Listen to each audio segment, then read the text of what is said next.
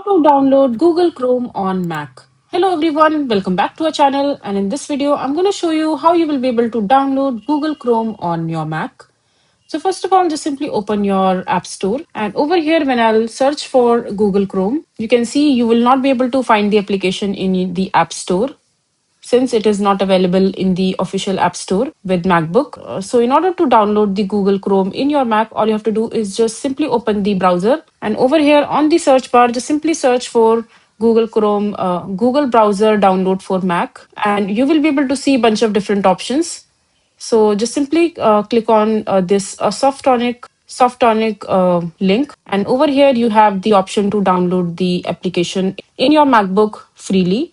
So just simply click on this link, and the Google Chrome will start downloading in your Mac. And after that, you just simply have to install the application while following the on-screen instructions coming along with the application in order to use it properly. So this is basically how you will be able to download Google Chrome on Mac. I hope you find this video to be helpful.